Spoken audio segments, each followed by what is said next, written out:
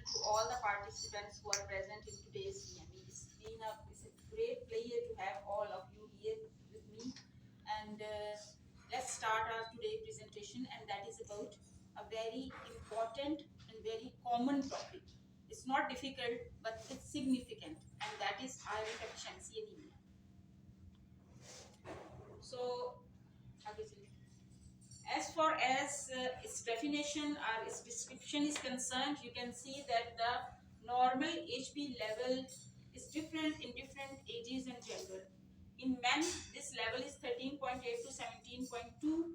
In female, which is female who is non-pregnant, it's 12.1 to 15.1. And in pregnant female, it's 11.5 to 13.5 grams per deciliter, because as we all know that pregnancy is a physiological state in which there is hemodilution. Now HB doesn't drop, but it simply gets diluted. That's why the normal values, they come down. And in children up to 6 to 12 years, it's 11.2 to 14.5 grams per deciliter. And any level of hemoglobin that is which is less than these values according to age and gender is anemia, and we declare it as iron deficiency anemia. We classify it in a very simple manner, and that is mild, moderate, and severe. The values which are here, 10 to 10.9 milligrams per deciliter, it's mild. It reflects a mild anemia. Moderate is from 7 to 9.9. Severe is less than 7, and very severe anemia is 5 or less than 5, which can even cause the heart failure as well. The causes are, there are multiple causes of iron deficiency anemia, and the most significant and important cause is blood loss. Blood loss could be in the form of very heavy periods, because if there is enlarged uterus, there is adenomyosis, there is fibroid uterus or something like that, they can cause very heavy periods. Abruption can result in loss of blood in a significant amount, which can lead to IDA and placenta previa, trauma. So these are all the causes of blood loss that could be in a pregnant or in a female. And GIT losses, they are very significant in different types of carcinomas. And non-GIT losses could be like epistaxis and hematuria. And if the iron is very much less in diet, its major example is like the baby who are exclusively on the breastfed and they don't take any iron supplement from outside, especially in the first 3 months of their life. So they don't have any iron in their diet, and anemia is very common over there. And even in other people who don't take iron, I mean, there are certain nations who don't take meat at all. They're strictly vegetarian because meat is a big source of iron. And in those people, we even frequently see iron deficiency anemia. And then there is inability to absorption. There is iron in their diet, but there are certain conditions in their upper GIT where main absorption takes place in the upper part of the small intestine. So because there is something wrong there, like celiac disease and IBS. So in these cases, the absorption of iron is not as much as it should be. So there is iron deficiency anemia. Then multiple pregnancies and worm infestation. Worm infestation is still very common in so many places where clean water is not available. So worm infestation is one of the reasons. Next. As far as the sign and symptoms are concerned, mainly the patient comes to you, she sits next to you and she say, madam मेरा बड़ी जल्दी सांस फूल जाता है, मैं बड़ी जल्दी थक जाती हूँ. Easy fatigability and extreme fatigue is one of the commonest symptom.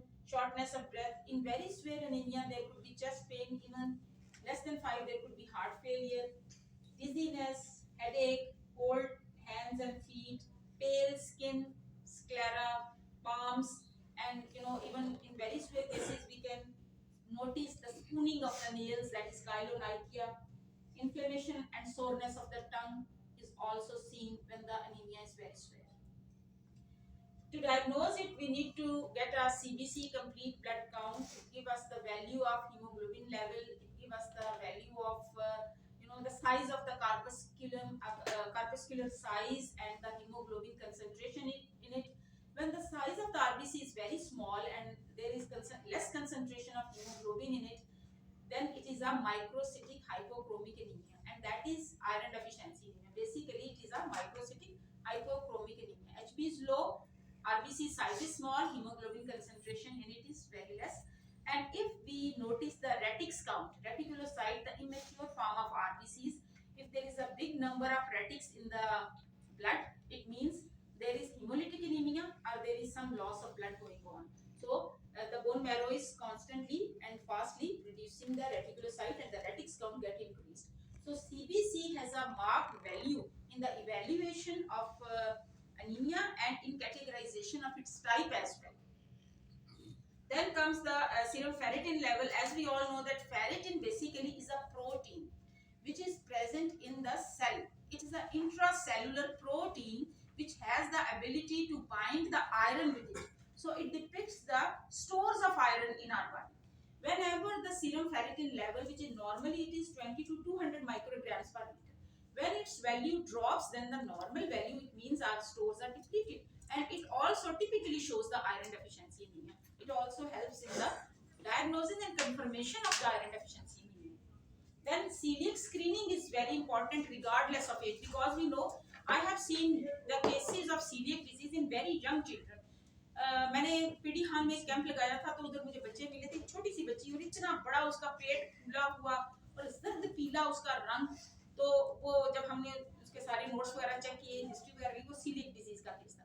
तो बच्चों में बड़ों में सब में सीलियक डिजीज तो है ही है, और इसमें एब्जॉर्प्शन के बहुत बड़े प्रॉब्लम्स होते हैं, तो जाहिर है वो बहुत बच्चे बहुत एनीमिक भी होते हैं। तो रिगार्डलेस ऑफ एज ये बच्चों बड़ों सब में है।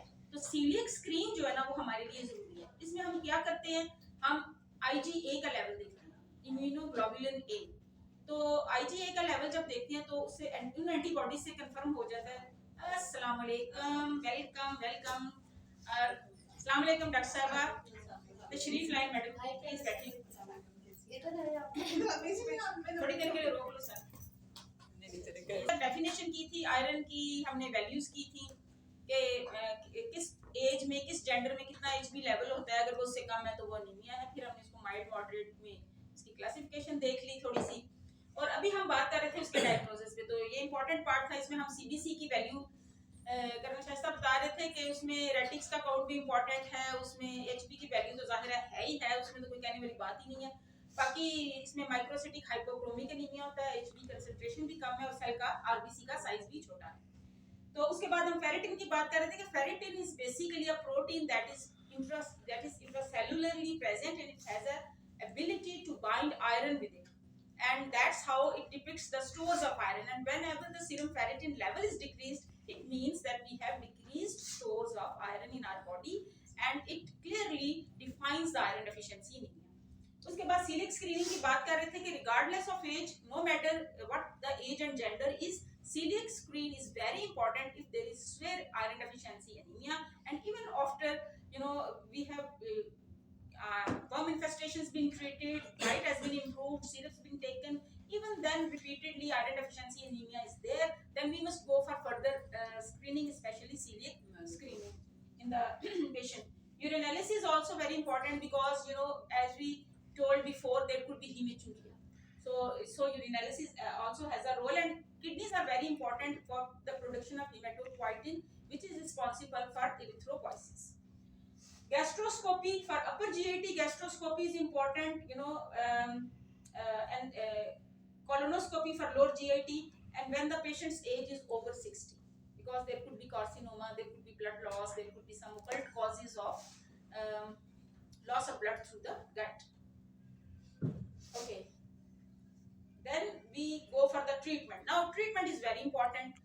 For mild to moderate cases, we go for oral iron. Oral iron, we must know there are two types of iron salt that is freely available in the market. One by the name of ferrous sulfate and second by the name of ferrous gluconate. Ferrous gluconate has specially preference and superiority over ferrous sulfate because it doesn't cause GIT irritation in a significant manner. There is just a mild irritation with the gluconate. It's very soft on your GIT as compared to sulfate.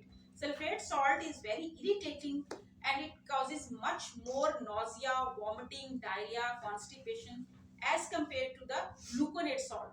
And the result is patients simply leave it. They say, we can't take it because it's making us suffer a lot. So the compliance is not good with ferrous sulfate. So the better option is ferrous gluconate because it is soft on the GAT. Besides, as far as our today's hosts are concerned, we are talking and we are promoting Sangobion because Sangobion is a time-tested product. It's an iron supplement which is been combined with vitamin C and vitamin B12.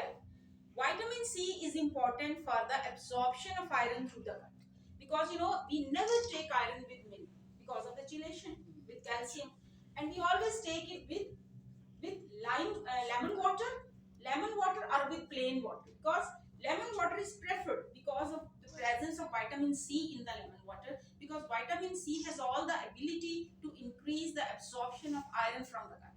So that's why we see that in this Sangobion preparation, first of all, a good quality of iron salt is selected, and that is ferrous gluconate, and it's been combined with vitamin C and B12.